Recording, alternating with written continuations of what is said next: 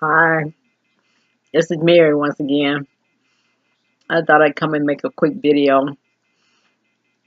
This story is about, I guess you could say it's about spirits and sleep paralysis or something like that. It's really not sleep paralysis, but I was watching some videos last week, and it was about people who had these entities that come in there, succubus and all of that come in their bedrooms.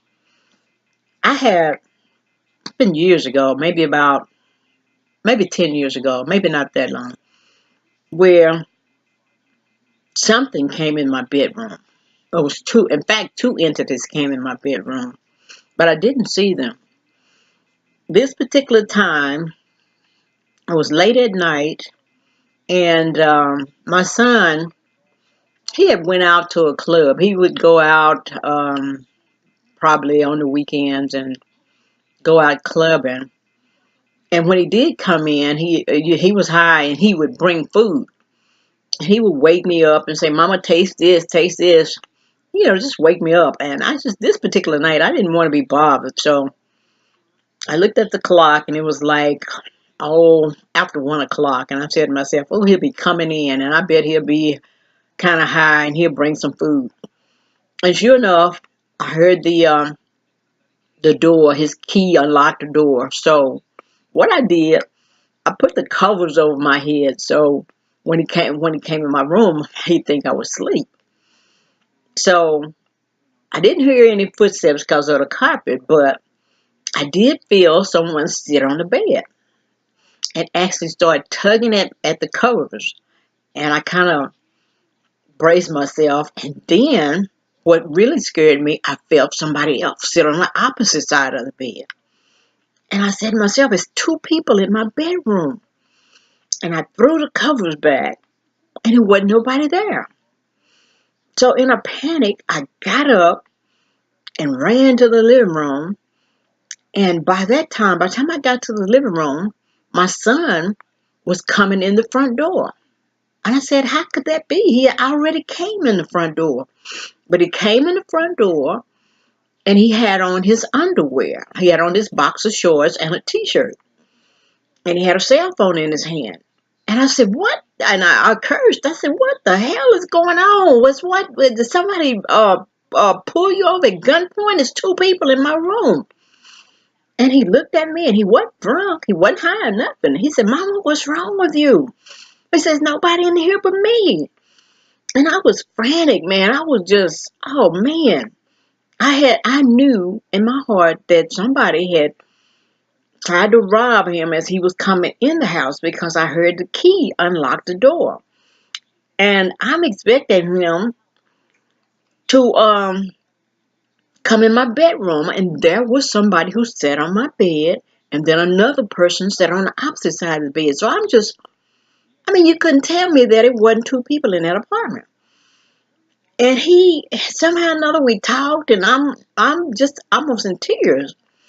And he told me that I was just getting hysterical to calm down. He said he had only went outside because he left his cell phone in the car. And it took me a while to figure out why. I never did figure out why I felt the presence of two people on my bed. So we talked till about, it had to be about 4 o'clock in the morning before I could calm down. So I finally fell asleep. And then about 7 o'clock, the phone rings. It was this friend of mine. We had been through a whole bunch of stuff, and she was trying to do a drug recovery thing, and she was doing pretty well with her recovery. And she called me, but I was still kind of sleepy. And she said, in fact, what she did for a living was CNA. So she was sitting this lady who was dying. I knew about that. And she said, I'm here at Miss Layla's house. That was her name, Layla. She said, I'm here at Miss Layla's house, and she's dying. And in my mind, I said, well, I don't even know this lady, but, I'm concerned. But what do you want me to do?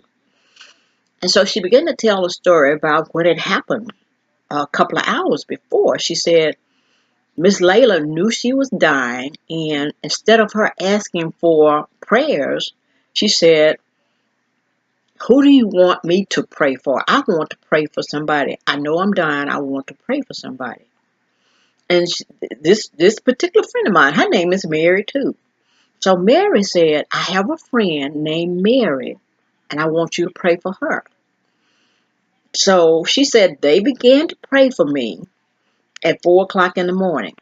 And Miss Layla told Mary to climb in the bed with her. She said, "I know I'm dying, and it's against the nursing association for you to climb in bed with me. But she said, I want you to get in bed with me, and we're going to pray for your friend named Mary."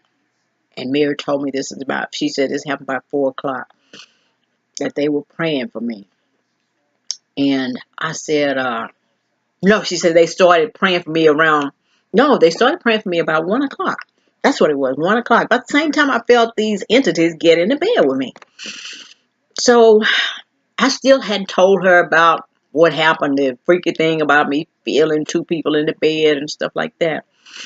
And she said that Miss Layla prayed that when I felt that the doors were closing, when I felt that no more doors were open, that I would seek a window, that there is a window, and that I would look for windows, and God would open up the windows and pour me out blessings. She said that woman prayed a fervent prayer even on her deathbed.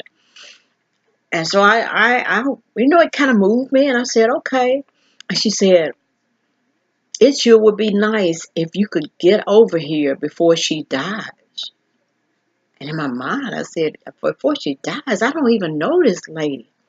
But something in my heart led me to get up, even though I didn't get that much sleep, to get up. And she gave me the directions, and it was a pretty good piece, about a 20-minute drive to get to Miss Layla.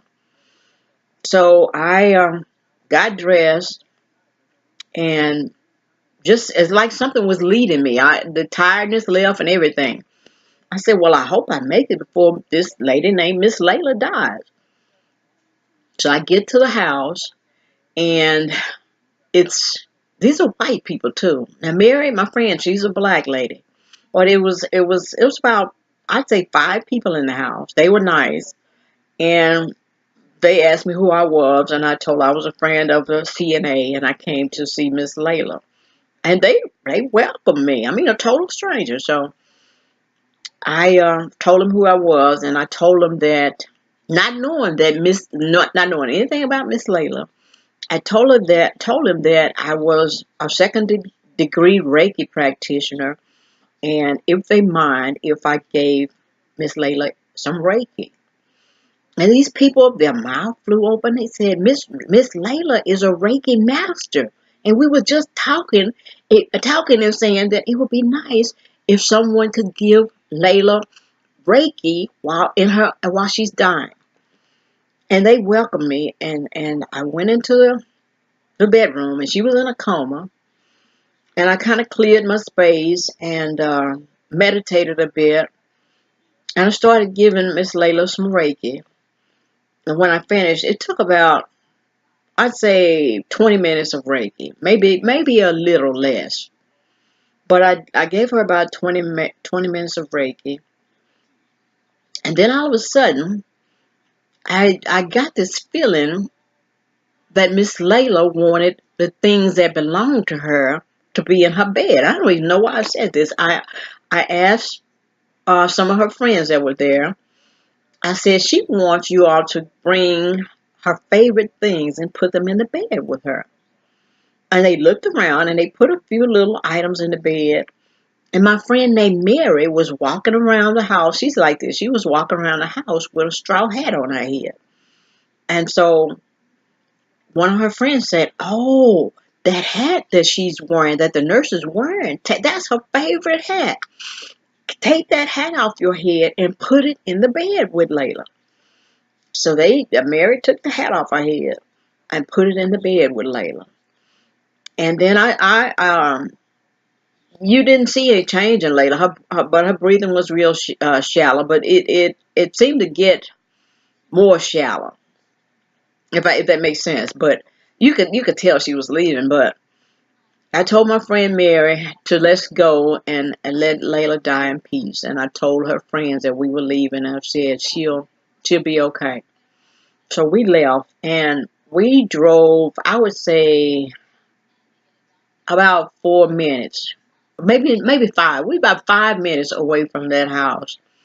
And Mary got a call on her cell saying that Layla had passed. I mean, within 5 minutes she was gone.